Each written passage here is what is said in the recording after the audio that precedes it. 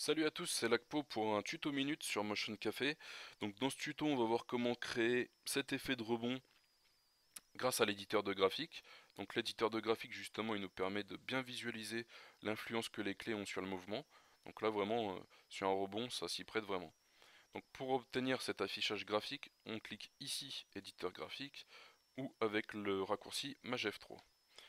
Donc là, je vais venir supprimer tous mes clés de rebond, sauf les deux premières qui correspondent en fait à la balle, à la position de la balle hors champ et la position de la balle au sol. Donc j'ai déjà séparé mes dimensions en faisant un clic droit et en sélectionnant cette option, ce qui me permet de travailler seulement sur ma position Y. Donc c'est plus confortable même pour l'éditeur de graphique. Donc là je viens sélectionner mes deux premières clés, je fais un CTRL C, j'avance de 10 images et je fais un CTRL V. Je sélectionne ensuite toutes les clés, je refais un CTRL C, je ravance de 10 images, je refais un CTRL V. Donc là, j'obtiens un premier rebond, un second rebond, un troisième rebond, et ensuite l'arrivée de la balle au sol. Donc là, je vais passer en éditeur de graphique. Je vais sélectionner seulement ma piste Y.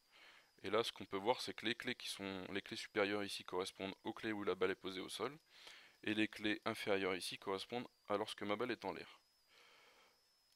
Donc, premièrement, on doit créer un mouvement décroissant pour simuler le rebond. Donc, on sélectionne toutes nos clés.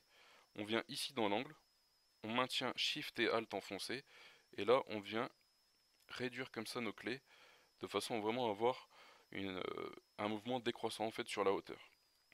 Du coup le mouvement serait moins long, et on viendrait comme ça raccourcir la durée de nos rebonds. Voilà.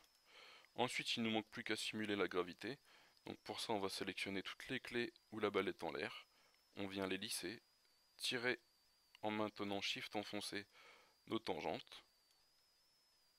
Voilà. On va peut-être sélectionner la dernière, car on voit qu'on a une petite cassure comme ça là.